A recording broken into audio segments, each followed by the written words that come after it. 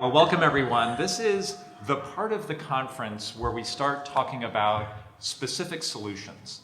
So this has been a conference which has discussed many topics, some of them at the very meta, high level and overview kind of altitude of focus. And today we're going to try to get pretty specific and to start thinking about the problems that our panelists deal with every day. And I'd like to very much mix that up with the sorts of things that each of you is thinking about, the specific problems and challenges that you are facing and that you'd most like to solve. And as part of that, I want to have a very interactive session about what it is that you know, don't know, think about, and are kind of interested in learning more about with respect to impact investing. So, this is a conference about the intersection between philanthropy and public policy. A number of the topics have been about philanthropy and its role with investors, philanthropy itself, philanthropy and its role with government. This is going to be one of those conversations that brings them all together. So my name is Michael Chodos. We're going to spend very little time on introductions. I am a senior fellow at the Beeck Center for Social Impact and Innovation at Georgetown. I come from the private sector, have spent many years in the entrepreneurship sector, and have been very much involved in sort of fostering economies, especially at the local level and especially with individual entrepreneurs. This is about as distinguished and as enthusiastic and knowledgeable a panel as you will ever get on the topic of impact investing, so it's quite a treat. Let me explain. First, immediately to my left, we have Antony Bugg-Levine. Antony is currently president and CEO of the Nonprofit Finance Fund. He works with many of your organizations on a regular basis. NFF, for the very few who don't know, it's kind of like the explanation about how to use a seatbelt on an airplane. For those of you who may not actually know what NFF is, it provides financing, investment, and key strategy to mission-based organizations across the country. And before coming to NFF, Antony was essentially in charge of developing the impact investing ecosystem and programs at Rockefeller, and is just a leader in the field at the street level and as a prior member of the National Advisory Board on Impact Investing at the very meta policy level as well. So moving down, we have Andrea Phillips. Andrea is currently the head of the Urban Investment Group at Goldman Sachs. She is in charge of all of Goldman Sachs' social impact bond initiatives as well as its economic development initiatives more broadly. Andrea was the president of CECO in her prior life before joining Goldman Sachs, and is essentially at the intersection between this huge pressure and movement that is happening across the investment sector, especially among high net worth individuals who desire to deploy their investments in a way that achieve impact, and figuring out what the actual transactions and structures are that make that work. So Andy, once again, is a gigantic font of knowledge on what works, what doesn't, what's being experimented with, and how things are going. And at the end of the table, we have Robynn Steffen. Robynn is currently a senior manager at the Omidyar network, in charge of many of their impact investing initiatives. Robynn is a policy expert in impact investing. Previously, she worked at the Office of Science Technology Policy at the White House, was essentially working on global impact investing and development efforts, how to foster them, how to create supportive policy, how to get obstructions out of the way. And as part of that process, was a sort of key policy liaison for the U.S. National Advisory Board on Impact Investing with the federal government. So and Robynn comes from a development background and has a great deal of experience in international and global development and how to leverage the power of the markets to actually get things done. Over the course of the day yesterday, we heard Rip Rapson said, and a number of our panelists said, the problems of our time are too great to be solved just by philanthropy alone. Frankly, just by government alone, or frankly, just by investors and the capital markets alone. All of the solutions that are going to matter in the coming years are going to be cross-sector solutions. Now, it is one thing to talk about cross-sector solutions and partnerships. We also heard Monica Lozano talk about cross-sector partnerships and the kind of critical nature of coalition in solving problems, but it is a little bit like saying it's really important in my business for me to learn Portuguese. That may be true, but it may also be aspirational, and it may be a really hard bridge to get across in order to make that happen. So we know that cross-sector participation involves a host of skills, a host of kind of developed structures, a host of principles and frameworks that aren't automatically there on day one. There was a lot of discussion yesterday about problems, resources, and tools. We're here to talk about what it means to actually develop those resources and tools in real time, and to get as much feedback from all of you as possible about what is actually happening in your daily lives that you'd like some help and some guidance and some feedback about. So one of the things we're going to do is disrupt the model of this session a little bit by starting off, get some framing from our panelists, and then opening it up to questions right at the beginning, and continuing to have more of a dialogue than instead of just a lecture. So I hope that's okay for everybody. And if nobody raises their hand, we'll just randomly call on folks. So it's going to be good. All right. So why don't we go ahead and start with Antony. Antony, maybe you can just frame for everyone, just as we start, there are, well, one last question. How many have actually engaged in what you thought of at the time, or are currently engaged in what you think of at the time, as an impact investing transaction? Okay, so we have a couple. So there's going to be a lot of folks who have just heard the term, but are just kind of thinking about what does that mean, and how do you translate it to something concrete and not abstract, so I can start to think about how it applies to my life. So Antony, what's an example of transactions, cross-sector transactions in the impact investing sphere that NFF has been working on? That's great. And before I answer that, I just one more question for you all. How many of you are primarily focused in Southern California? That's really helpful, because I'll try and focus on some of the examples from here as opposed to what we're doing nationally. So first of all, it's a great panel. I think panels are always more fun when you don't just have ideas to share, but you also have friendships and rapport. And Andy and I were actually on a panel a few blocks away on Monday at another conference, although we both live in New York. And Robynn and I... and never see each other in New York, for the record. And Robynn and I remember meeting in the very first days of the Obama administration when you were first at the Office of the Science and Technology Policy. So we all go back, and one thing about impact investing is, we can talk a lot about deals, we can talk a lot about the work. There is and I hope this doesn't scare the finance people in the room, it really is a movement. And as part of a movement, there's a lot that's about the camaraderie that comes. One thing we all have in common as impact investors is none of us can explain to our families what we do for a living. But that actually creates some nice bonds, because when we do get together, we actually can relate to each other. So just to answer Michael's question, I was at the Rockefeller Foundation for 4 years and led the work on impact investing. Many of you in the room were partners in various forms in that work. And as you heard from Rip Rapson yesterday, what excited us at the time was this observation that the world's problems have needs that cannot be served with a government that's retreating and philanthropy that doesn't have enough money to fill the gap. So as much as anyone, I spoke theoretically about this idea that impact investing can unlock all of this money that can sort of work alongside government and philanthropy. And I think one of the most dangerous aspects of impact investing is a misunderstanding of the role of government. And so I'm really excited to be on this panel, because of everything the impact investing industry needs, this is one of the two most important conversations we need to be having that we're not. And that is really understanding the relationship between government policy and what we do as impact investors. And so about 4 years ago, I joined the Nonprofit Finance Fund, which has been making impact investments in the US for now 36 years. We started in 1980, lending to homeless shelters in New York City who needed loans to put new boilers in their basement so they could reduce their heating oil bills after the oil price had spiked. So we've been doing this, we're active around the country. And when I joined NFF 4 years ago, it was the most amazing education for me to take the theory of impact investing and be with a team that is deeply invested in understanding what's really happening on the ground.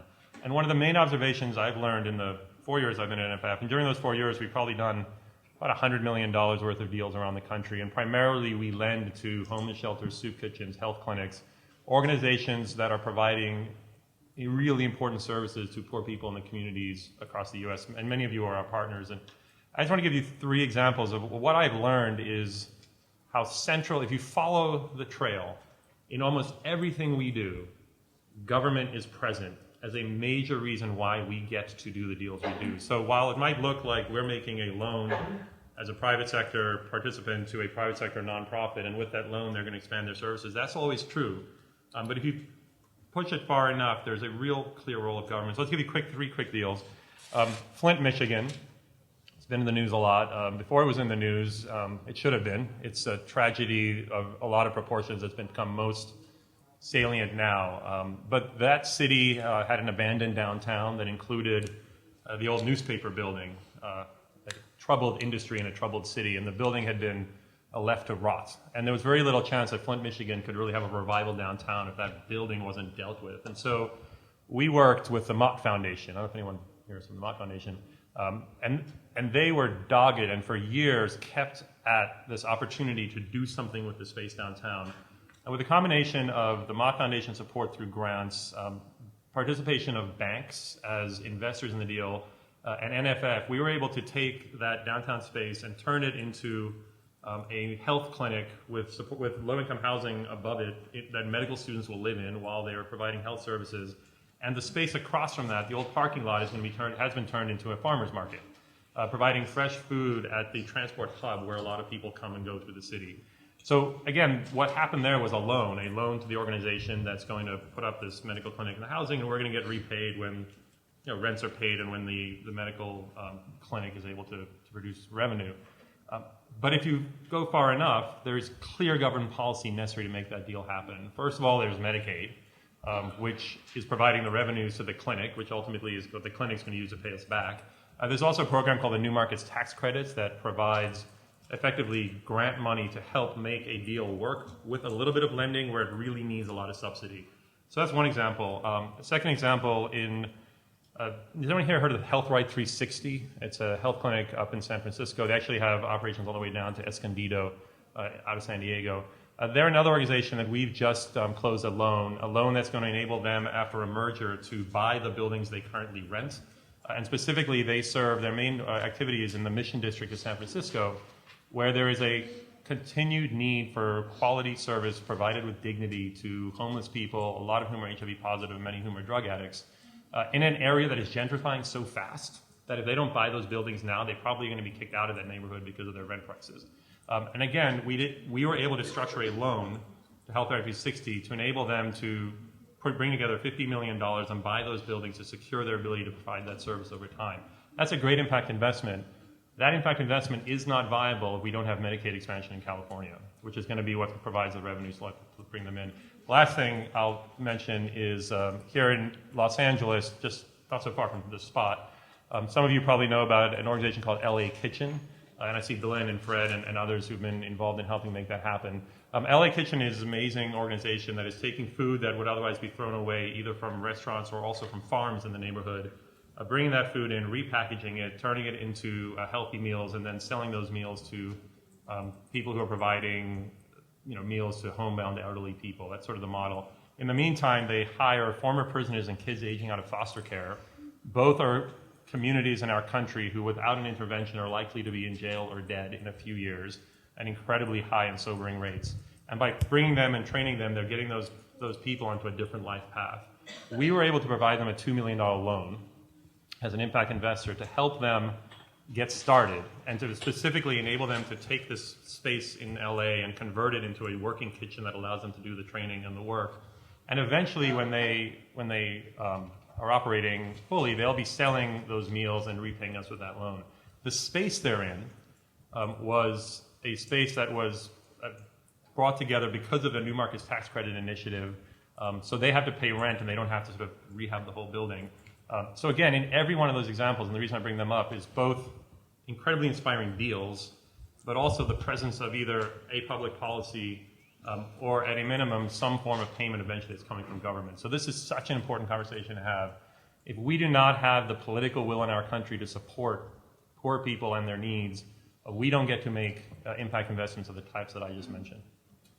Anthony, thank you. I was actually, speaking of running around to conferences, I was just at a conference with Bob Eggers yesterday up in San Francisco where he was talking about LA Kitchen, where they're specifically focused on kind of the intergenerational connection between those coming out of prison and those coming out of foster care at the beginning of their lives, and having them work with leftover food. And he describes what they do as putting wrinkled food in wrinkled hands as a way of building a better future for both of them. It's really wonderful. So with that, Antony described this triangular relationship, and we've talked a lot about cross-sector, and it's really helpful to think about it as government enabling, either obstructing or enabling activity that involves investors and foundations as well, along with nonprofits. So that triangular relationship is sort of at the core of what the issues and the opportunities are in all these transactions. Andy, you work on a daily basis with bringing all of those different parts of either the triangle or the square, or however you describe it, together. Can you talk a little bit about what some of those transactions look like and what the issues are that investors in particular bring to those transactions as they start to deal with governments and others with whom they don't ordinarily interact? Sure.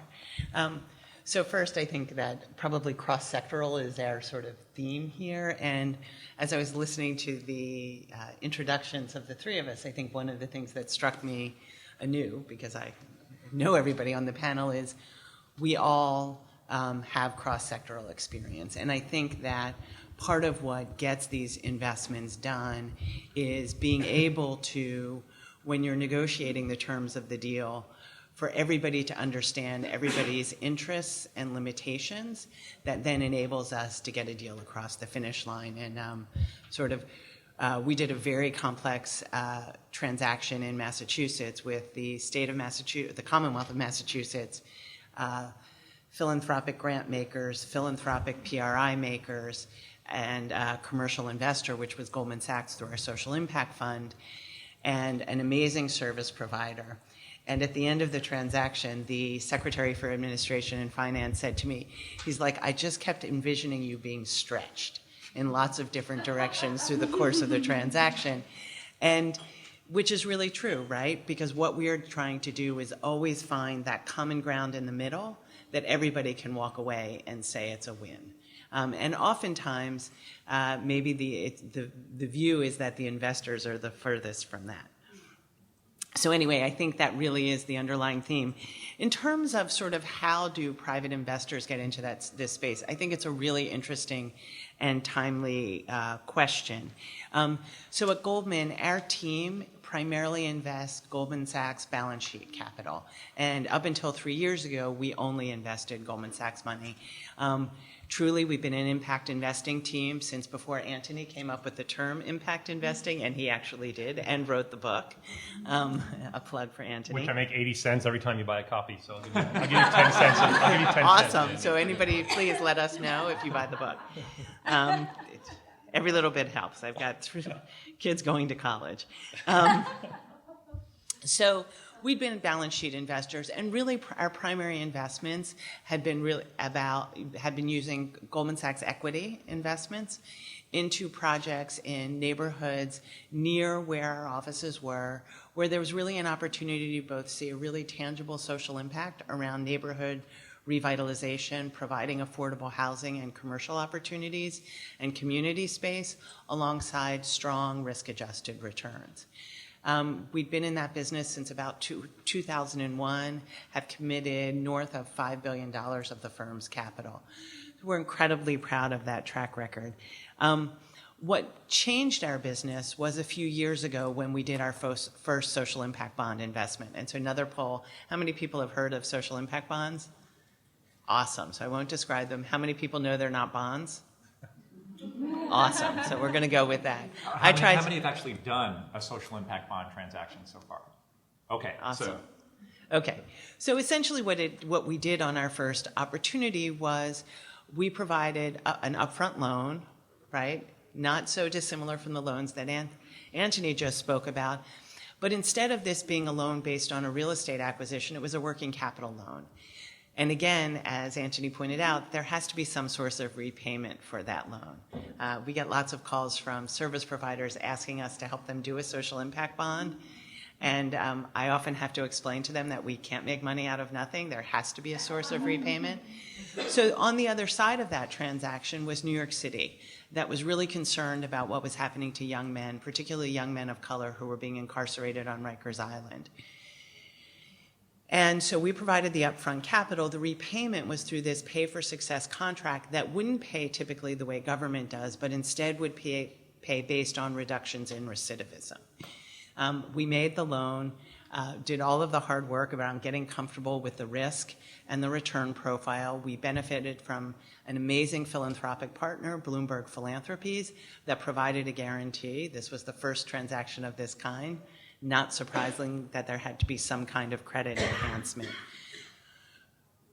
The part that was a little surprising to us was when we announced this investment along with the City of New York, we thought it wouldn't make much of a splash. We didn't think anybody would particularly care.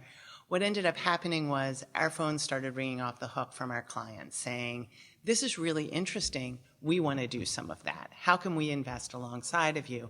At that point in time, we had no mechanism for doing that, but it really spurred us to think about how we can provide a vehicle for our investors to be able to have this type of exposure in their portfolio and really have the opportunity to invest their dollars in a way that would really have a sort of strong correlation with social impact and really be aligned in that way. So we launched a social impact fund. It's a limited partnership vehicle. We raised just shy of $150 million, primarily from high net worth individuals. And I would say one of our biggest surprises is that more foundations didn't come into didn't decide to invest, though we do have one national foundation that's an investor. We also have an insurance company and a large health system. So we have a couple of institutional investors there. But really where we saw the biggest interest was around individuals. And what I would say is, like with any investments, these individuals have different motivations. We are striving for and believe we can deliver risk-adjusted returns. So this is not viewed as a concessionary vehicle. But for some of our investors, their motivation is really much more driven by impact than the financial return. For others, they saw it as a new investment opportunity that they didn't have in their portfolio. And it's a diversified vehicle that includes social impact bonds, which are sort of the latest in this trend of public-private partnerships. But there's also a lot of deals like Antony described, financing a charter school, financing the transformation of a disused warehouse into light manufacturing in an urban environment. What I would say is the cross-cutting motivation for all of those investors is they're intrigued and they want to learn. And so we've created alongside of this fund a real learning community. And I think that as they're thinking about their philanthropic activity as well as their investing activity, increasingly they're going the way that the Omidyar network has really sort of been groundbreaking on, which is really seeing it along a continuum. And so a lot of the motivation for those investors is to learn, what do these investments look like? What are the risks? How do these public-private partnerships come together? In terms of challenges, you know, as you can imagine, going out and talking to clients about a fund like this, there's a huge learning curve. There's a learning curve for the individuals, as well as a learning curve for their advisors to understand what this is. There are also questions people struggle with in terms of where this fits in their portfolio, which are legitimate. And again, this space is evolving. But what I would say is has most captured the imagination of our investors is this growing understanding that they're getting of how the different sectors work together. And that's part of what is very unique about the underlying investments, whether it's the real estate transactions or the social impact bonds. Consistently, and I'll talk a little bit later about some specific deals where you're getting government, private investors, service providers, and the community involved to sort of get to that goal. All right, with that, we're going to, one last poll. Is there anybody in the room that represents the investment side of any of the foundations that are in the room, as distinct from the program side? As staff or? Yeah, either as CIOs or investment office staff. Okay, so it's a critical point, and it's one that we're going to be talking about in a moment, because as Andy talks about the need to take investors who think in a particular way about how they invest in projects and what it means to invest in a project and what it means to have rigor and discipline and the likelihood of a return in a project, and how they also think about the philanthropic part of their own portfolios and their own conduct. That reconciliation of the way they express values through their giving and through their investment is obviously also embodied in the two sides of any foundation's house. And everyone here is familiar with how the program activities of the foundation can manifest its values. Bob Ross talked about that yesterday with the California Endowment. But there's a similar conversation that is underway about how foundations reconcile the investment of the corpus of the foundation with the goals and the mission of the foundation as well. So with that as kind of background, we've been talking about impact investing as it manifests at the very local and transactional level.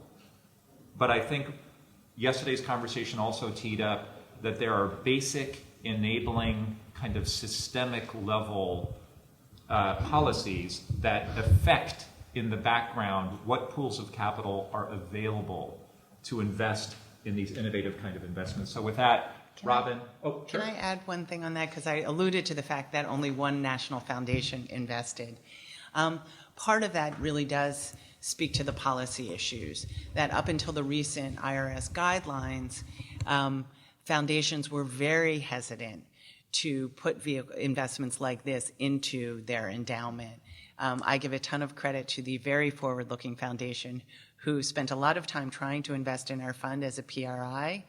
At the end of the day, the constraints on PRI investing, program-related investments, were such that they realized that that was not going to be possible. But their very visionary CIO was able to get comfortable doing it as a mission-related investment, but it took a year. So this idea that a foundation can deploy its dollars through the program side into PRIs or just grants, while at the same time its investment offices can think about deploying its actual corpus through MRIs, is one of those places where actual transactions intersect with this foundational policy. So Robynn, can you talk about, you sort of helped shepherd with the activity with the NAB and from inside the White House and the government, some of these most basic changes. Can you talk about recent changes that affect how foundations can invest their own corpuses? Absolutely. And to follow your lead, actually, one last question for the folks out there. How many of you, when you're pursuing these ambitious goals through your foundation, feel like you have more than enough budget to solve the problem that you're trying to solve? All right. So for most foundations, as we know, of your assets, 95% are in your endowment, and 5% of those assets go towards your charitable activities, your program-related grants. And the guidance that both Andy and Michael have just referred to sends a really strong signal to foundations that they can absolutely leverage more of their endowment towards their mission. So when you're feeling budget constrained, thinking about how you can leverage not only the 5%, but increasingly from your endowments to be able to advance your charitable purposes.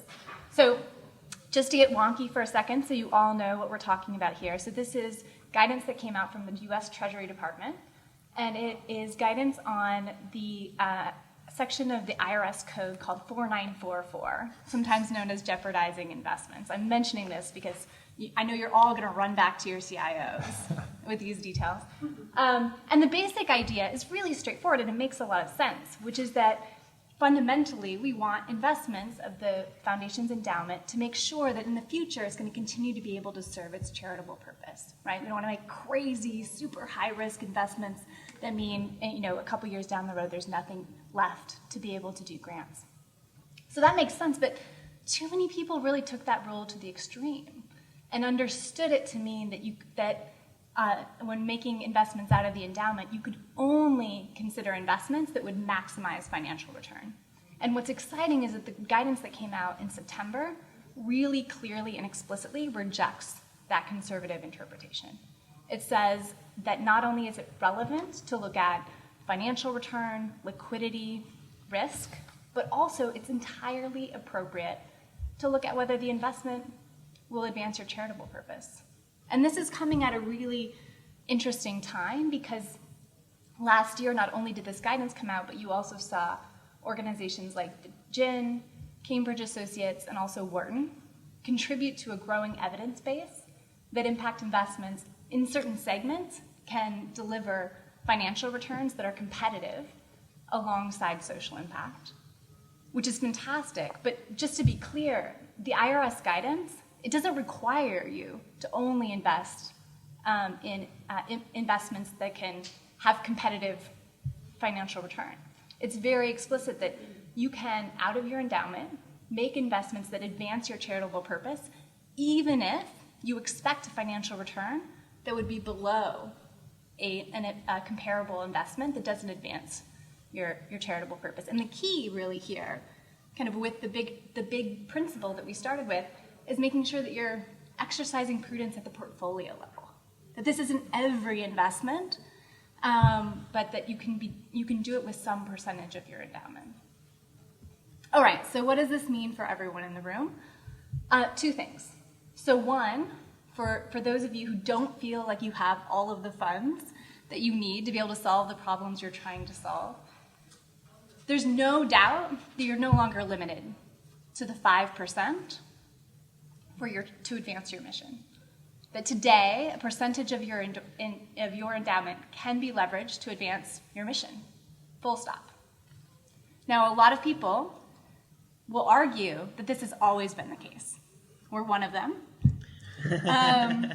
And the good news is that because of that, you have many trailblazers to follow, such as FB Heron Foundation, such as the Brave CIO that Andy was just talking about. There's a lot of fantastic examples of foundations that have been really using their endowment already to be able to advance their mission.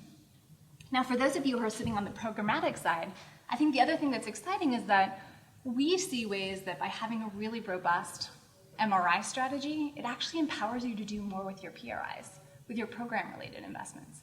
And that's big because right now, out of all of the money that foundations spend towards their charitable purposes, less than 1% of that goes out in program-related investments. And so it's just a tool that's entirely underutilized. And what we see, one of the things that get us really excited about impact investment is its potential in the right circumstances to be able to seed and test and de-risk an innovative business model or sector that can then go on to scale by attracting commercial capital, right? So this idea that you're able to actually make something possible that on day one can never attract commercial capital, but has the potential to scale off the books of the foundations, off the books of government, and be able to tap an entirely new pool of capital. So if that's what you're aiming for, then what is your PRI today? What could never attract commercial capital on day one may actually, many years down the road, become a mission-related investment that would come out of your endowment. And if you'd like, I can talk a little bit later about an example where that happened with our own portfolio and what that looked like and why it mattered. But I think the big picture is that as you think about what you can do with your program-related investments, it's going to be even greater and more empowered the more that your entire team at the foundation is thinking strategically about your endowment as an asset as well. All right, with that, we're going to have one of our first opportunities for folks to start talking about what they think about and what they're currently working on in their own daily diet of activity. I know that we are constantly, the whole point of this panel is that it's dancing back and forth between the aspiration of bringing the power of the private markets in combination and partnership with philanthropy and smart government policy to start solving our greatest problems. But the implementation of that aspiration involves members of the program staff of philanthropies feeling comfortable with concepts like guarantees, investment considerations, capital stacks, understanding what it means to de-risk a transaction, understanding why an investor would be, understanding why revenue needs to be generated in a particular way at certain times in order to create cash flow. All of these basic ideas that are sort of fundamental to the language and understanding and frameworks of investment, but aren't automatically stuff that everyone was trained with if they came up in philanthropy. So let's turn it over to you for a second and ask this: if capacity building is the bridge between the aspiration on the one hand and actually creating transactions and investments which realize this promise, on the other hand. Has anybody been confronting this in their own work, or do you have any specific questions about what you think is most needed in order for folks on the program side of philanthropies to begin to participate and think about participating in these transactions? So any thoughts? I'm struggling with what the capacities would be for the traditional program officer to engage in this space. And, as a academic, how do we train them to do this work? Where are they coming from? What breed of person is going to be able to do the due diligence that we usually do on the programmatic side and also talk about these deals in this way? And so how do we prepare program officers for that work, build their capacity, and build up another generation of people who will be able to do this seamlessly? I was at the Rockefeller Foundation for 4.5 years, and I horrify my nonprofit finance fund colleagues by mentioning that I gave away $40 million of John Rockefeller's money and never looked at a single audited financial statement or a 990. Because it wasn't my job. And that is not, it's shocking, but it's not unusual. Because program officers, philanthropy is a funny business. It's all about money. At the end of the day, it is a money business in which most people involved in making decisions on money are at a minimum clueless about money and often disdainful of money as something that is sort of inherently morally suspect, and yet your job is to move money. And so I wasn't hired because I knew anything about finance. I have a policy degree. I look like a banker sometimes, but my colleagues, my colleagues who were doing the public health program love public health. My colleagues in the urban program were passionate about urban development.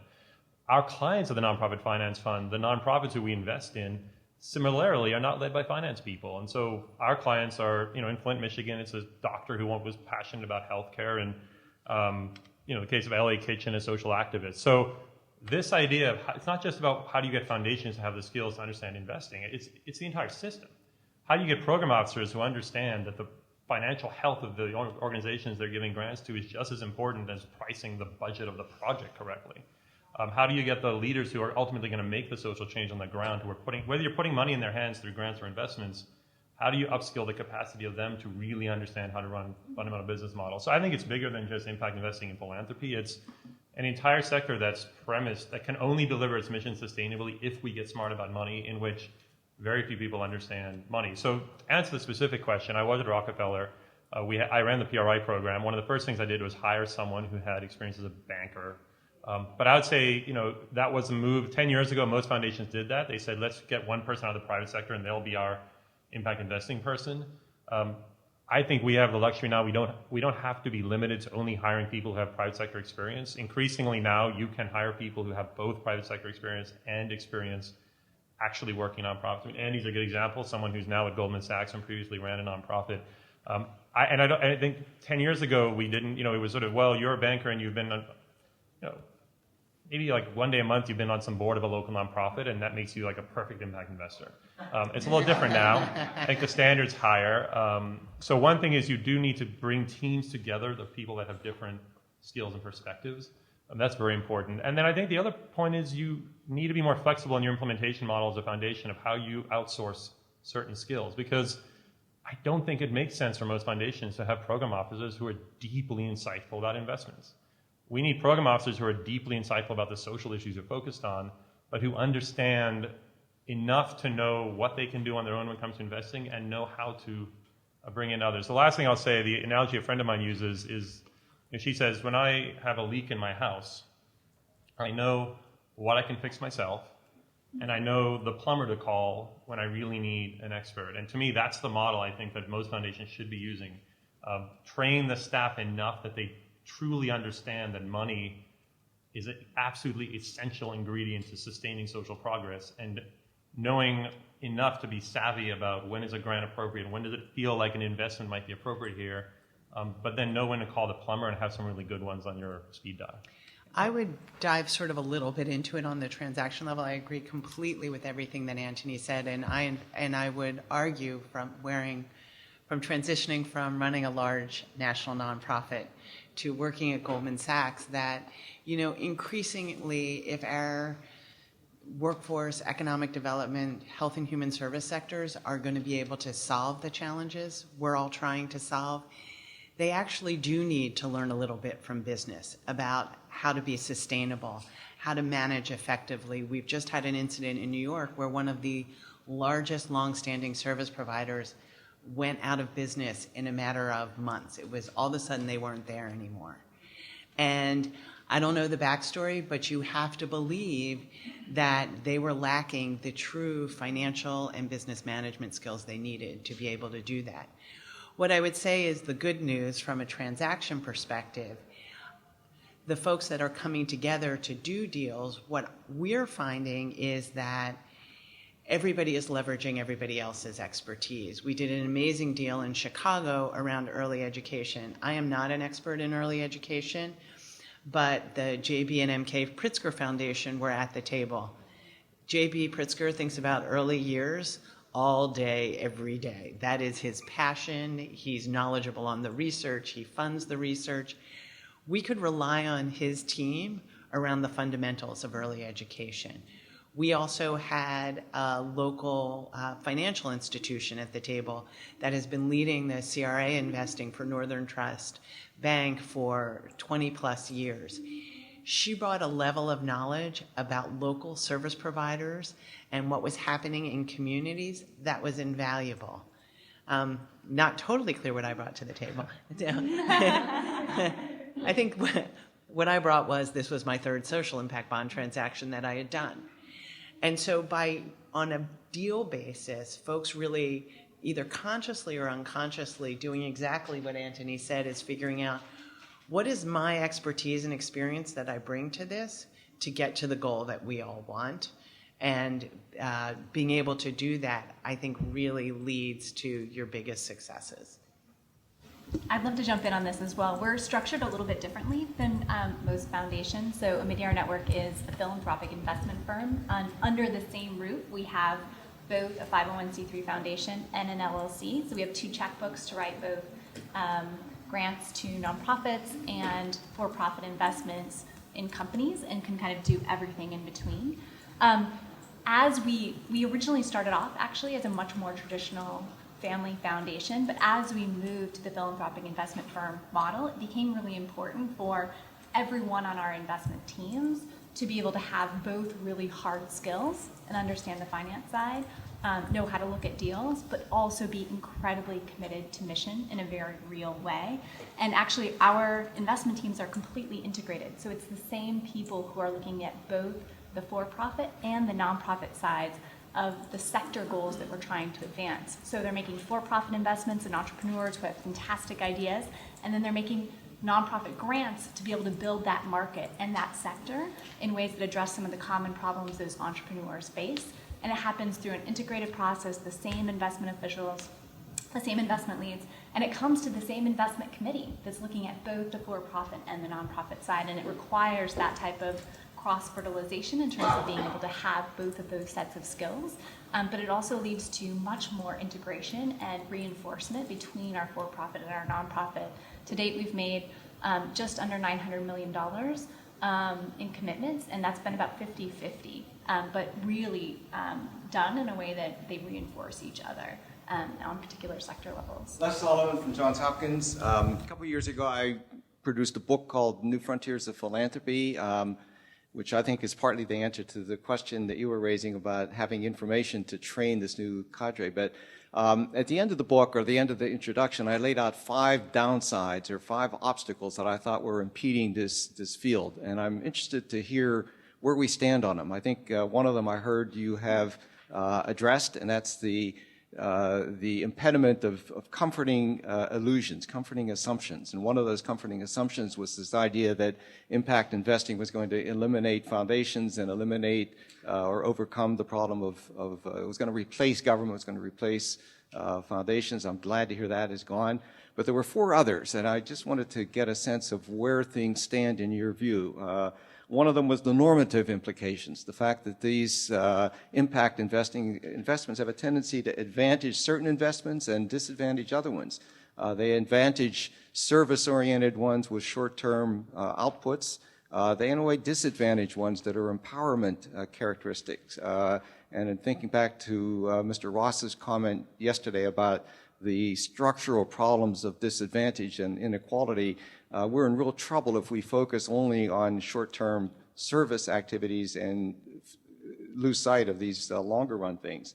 The second one is this conundrum of social impact measurement. The metaphor of balanced return is very, very powerful, but it seems still to be a metaphor. We haven't quite, it seems to me, yet found a way to systematically achieve that kind of measurement.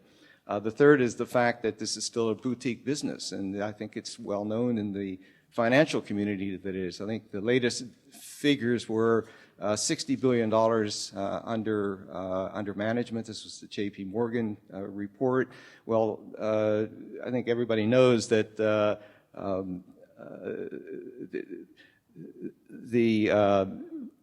financial community is, massively larger than that, $8 billion in funds. And then finally, there's the thing that lies behind that. This is the pesky issue of limited deal flow. So what do we know about these four downsides? Because I think in the back of the minds of a lot of foundations, these are the kinds of concerns that lead them to be skeptical. And I think until we answer that skepticism, the field is going to be restricted. With your permission, I'd like to focus on one of them first, and it may even be an avenue into focusing on all four of them, which is the question of measurement. So we often describe impact investing as taking the traditional world of investment, which focuses on risk and return, and saying that in the future, as an integral part of that, the focus should be on risk, return, and impact as a part of every financial investment decision. That obviously brings up the question of what do we mean? Now, in the philanthropic world, everyone in this room spends all day, every day, receiving proposals for funding to create impact, and you make decisions about which ones you're going to fund. Decisions are made about what would matter if, in fact, it were funded and supported. That set of decisions is not often translated into very rigorous measurement, but in the investment sphere, it's critical to think about measurement and about how it plays a role in this process. So if possible, Andy, can you start, because I know it comes up in a very, very tangible way in social impact bond transactions. How is this issue of measurement and deciding when something is working or not and an outcome is being achieved, how is it being initially addressed in the field? So I think what I would say as a more global statement is I tend to be a bit of a glass half full person, and I hate to admit that sometimes because I spent my life criticizing my mother for being that, but it turns out it has stuck with me. The way I tend to think about this space overall is it is early days, so of course it is boutique. And deal flow I don't think is limited, but it needs to grow. And this ties back to what I'm going to say about impact measurement, and is I think what we need to do is do more deals, make more investments, which will then move us out of being boutique, will then generate more deal flow when folks know that this type of capital is out there.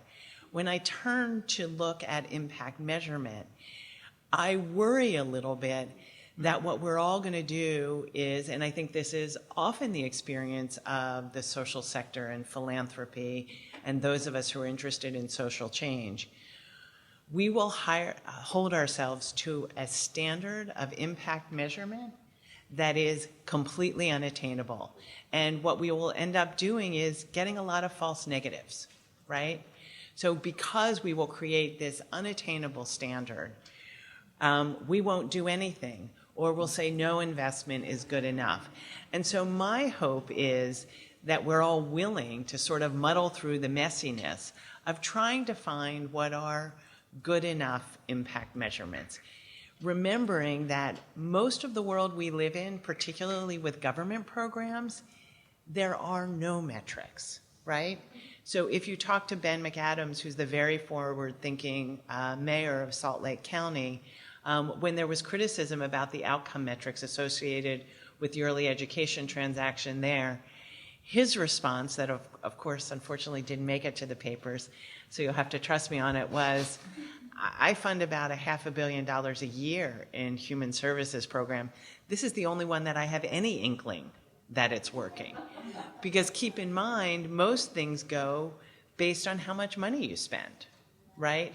Not on any kind of metric of what is the social impact. And so one of the things that is powerful about the social impact bond transactions is you're getting everybody at the table, you're coming up with what is our aspirational goal here, and then having to step backwards to, and how will we know it in a way that is practical and sort of observable.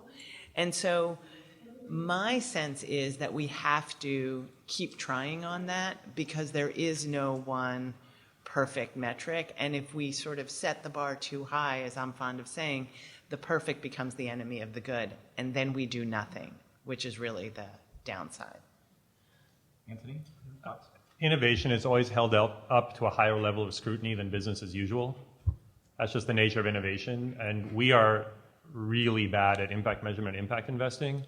We are no worse than foundations are in their grant making. And that's my observation, having been a grant maker and an impact investor. To claim that we are good enough on measurement would be false, but to hold us up as somehow worse. Just to give a quick story, when we started something called the Global Impact Investing Network, we recognized that for impact investing to take off, it really had to have measurement be at the core. And the definition, if you go to the Global Impact Investing Network website, is an impact investment is an investment made with the intention to create social or environmental impact that is measured. So we laid into the definition a understanding that you cannot have, that you manifest your intention through measurement, and if you don't measure, you cannot be intentional.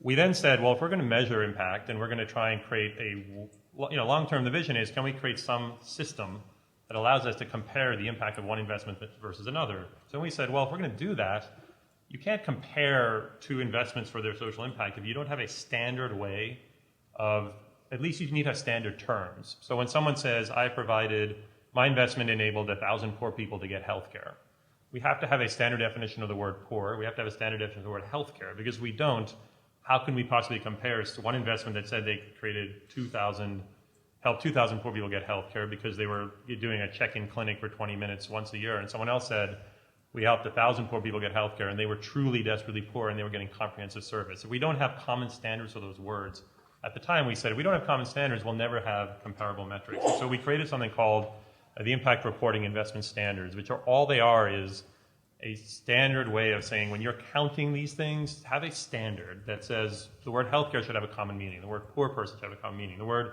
educated. And all we did was create common language. In the same way, when you're buying a mortgage and you compare one bank offering you 4.3% and another one offering you 4.7%, those terms all have common meaning. The reason I'm telling that long story is it struck me about 6 months later that the Rockefeller Foundation had just spent $100 million on a global public health initiative, hired an evaluator, I don't know how much they paid the evaluator, to compare which of the grants in that $100 million initiatives had more impact than others. And there is no common language in grant making or in the industry of grant making impact measurement that I know of. So we as impact investors just assumed naively you couldn't possibly have in the long term comparable metrics if you didn't have common language. But for 100 years, the philanthropy world has been perfectly happy to run around doing impact evaluations or not without it. So I don't want to be defensive. What I'm not defensive about is how bad we are. We are bad at impact measurement, and I am embarrassed by my peers in the community finance industry and ourselves when we put out output data that says, this investment enabled this 8,000 people to get health care, or this investment enabled 400 people to get jobs in the LA kitchen. And we use the word impact because that's not impact. We have a lot of work to do. But all I'd say is it's unfair to hold us to a higher level of scrutiny just because we're doing something different. And I just want to say one idea. It's the aspiration for a completely unified language and understanding of impact is real. Antony's point is correct that you simply can't wish it to be so and have everybody reach consensus on what it is.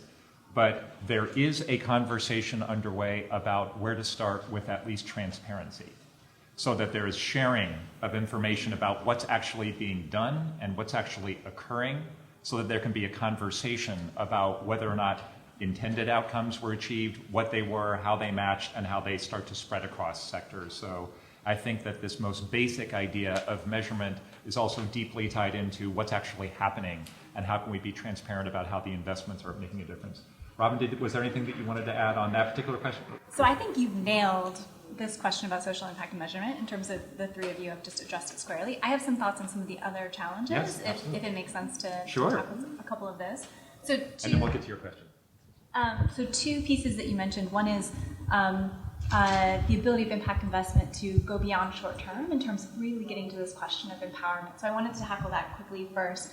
Actually, for Omidyar Network, that is our fundamental mission, is empowering people. And so all of the work that we do, all of our impact investments are fundamentally about that. If you look in our financial inclusion space, we're talking about giving individuals the access to basic financial services, the ability to make payments, to create a nest egg, to have insurance, to be able to get access to credit, to be able to start a business. All of these things that we take for granted, that for millions of people around the world, they don't have access to and so are not empowered to be able to realize their full potential.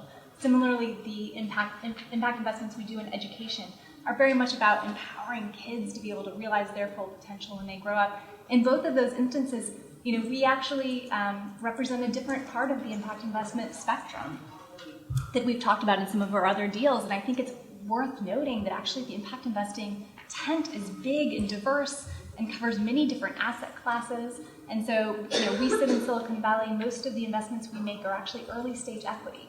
And so they're actually much longer term bets where we're looking at building companies from their very nascent stages to a place where they can scale to millions. So just to give you a sense that I think actually there's a lot going on within the impact investment space now that's both really tackling empowerment and that's looking at different time horizons for investments based on the different asset classes and where that capital is coming from. So that's one piece. Also to this piece around the boutique business and bringing us back actually to policy just for a moment, I actually think that policy is going to be a huge part of realizing the full potential of impact investing to go beyond boutique. And I want to just add to that by saying, often, interestingly, the term impact investing in a number of circles is sort of conflated with, for example, social impact bonds, which are one very specific manifestation of paying for services with investment dollars in combination and partnership, both with nonprofits and with government. But as Robynn was saying, investment in social enterprise, investment in fundamental infrastructure, including transportation and other health infrastructure, and housing infrastructure are also basic sort of parts of the big tent of impact investing. Some of them have a very specific short-term and service-related component. Some of them are much more long-term, either infrastructure or capacity building. I just want to point out, SBA, the U.S. Small Business Administration, just announced several days ago, just published regulations in connection with its Small Business Investment Company program, which build a kind of permanent infrastructure for billions of dollars in capital, low-cost capital that's available to promote small business growth, to report around and to get essentially priority access if it focuses on impact. So there are enabling and supporting regulations that are not just in the service provision space, but are also in the economic development space that are starting to crop up all over. I was wondering if any of you have developed a good 1-minute elevator pitch that is sort of encapsulates what this is. Because I think one of the things we struggle with is if we're trying to sort of explain this to get people excited about it, there's people are not familiar with this strategy. So I'd love to hear that. And the second question I have is one of the other ideas that we're toying with, and others have, is that once you come up with a vehicle, whether it's with some kind of results-oriented outcome, have you thought of, has anybody securitized that risk or essentially broken it down into like stocks or something like that then you can sell back to the people who actually live in that community to sort of get them invested as well, rather than just rich people? What I do is I talk about the specific deals we do. I mean, there's nothing that's, I often say the shortest line between your capital and visible impact is a working capital, is like a loan to your local homeless shelter, and then let's go take you down there. So that's not the elevator pitch. I mean, the elevator pitch is less than 1 minute. Is an impact investment is, impact investing is the fundamental belief that for-profit investing can be a morally legitimate and economically effective complement to government and philanthropy to solve the social problems we care about. And that's it. And I think we live in a world where many people have been raised with a different worldview that says the only purpose of investing is to make money, and the only way to solve social problems is through philanthropy and government. And impact investors reject that bifurcated worldview with a fundamental, it's not even a belief, it's a recognition that a for-profit investment can be an effective way to solve social problems. I don't know if that's too abstract. And then I would go straight to, now let me go and talk to you about the deal. The other thing I'd say is, two things I said about social impact bonds, especially about impact investing generally. In my experience, I've never encountered anything with as high a ratio of words spoken to deals done. And I said that when the denominator was like 2 in social impact bonds. Now that it's 50, the ratio still holds. So there's a lot of, way too much talk. The fact that all of you know about social impact bonds is a little disappointing and scary because there's so many other things we should be talking about. And we like social impact bonds, we're making them, we work with your team and others. There is such a bigger story here. So there, on one hand, there's been a lot of hype, and I think the hype is because the theory is so compelling to some people. There are only 3 kinds of people in impact investing. There's haters, hypers, and doers. And the haters are the ones who say either it is morally illegitimate to make money on the poor, we hear that all the time, or on the other hand, they say it is reckless to confuse your investing with social purpose because you're going to lose money. Those are the haters, and they come from both sides. We got like Bernie haters and Ted Cruz haters, like on both sides. Which my theory is if you can get the right and left to hate it, you're probably doing something right. Well, so then they're the haters, and then we also have the hypers, and the hypers are the ones who say, oh my God, this is going to save the world. We don't need government. We don't need philanthropy. We're going to end the world's social problems with for-profit investment. We don't have to make any compromises on return. Like, oh, we can make for-profit, totally great market rate returns all the time, end poverty. So those are the hypers, and then there are the doers. And I don't believe doers can be hypers or haters, because when you're a doer, you can't be a hater, because when you make a deal work, it is so palpable what a powerful difference you can make in the communities you care about with a well-structured for-profit investment. At the same time, you can't be a hyper because you just know this is hard. And I think a lot of times we are out there in a skeptical world trying to convince people to do this or convince them that this is legitimate, and we simplify what this is and we try and pretend it's easier than it is. That's not what the doers do. So my main advice to you all is, with all the words out there, just listen to the doers. And that's really where you can learn. And I'd go one step further, do a deal. Yeah. Figure out what's going on in your community, because I can guarantee you every homeless shelter that's renovating a facility or affordable housing development that's being put up could use a little philanthropic grant money to make the deal more impactful, to crowd in private capital. And that is the best way to learn about the messiness of this, because it's messy. Which leads me to the answer to your next question, which is, I think our sense is it's a little early days. There are some examples where the Calvert Foundation sells their community investment notes on a retail basis, which gives sort of retail investors access to the type of investments that we've been talking about. There are vehicles like our fund that give folks access. We are just not at the point where we've got sort of marketable securities in this space. That said, if you think of small business lending as part of the impact investing landscape, there are people are securitizing those loans. And so there is, I think, promise that we can get there. I just think it is about really working to get to scale. And I think that the emergence of crowdfunding, peer-to-peer lending, and other platforms is coming. It is not just over the horizon, it is already beyond and coming closer than the horizon, but it's not here yet. The aspiration for individual participation at the retail level in being able to align your values with your investments is manifesting itself in new structures, but it is very early days, to Andy's point. So there will be, I think, really to Antony's point, there's a lot of hype, and the reality will never quite match with the hype, so there will be some ups and some downs along this way, but this is part of the aspiration that we're talking about. I'm reminded in this kind of conversation, whenever we have one, of John Gardner's famous line about us being in a time of just breathtaking opportunity disguised as insoluble problems. This idea that an investor can participate in a transaction with others both philanthropy and government, is aspirational, but as each of the panelists has said, it is actually happening on the ground. And each of you can work with and speak with and learn with and share with others who are either ahead of you or coming up behind you on these transactions. So I think we had a card held up a moment ago, which I think means that we're officially out of time. So what I want to do is I want to thank each of our panelists.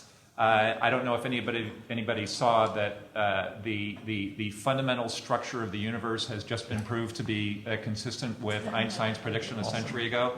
So hope springs eternal, that good ideas will ultimately find their time.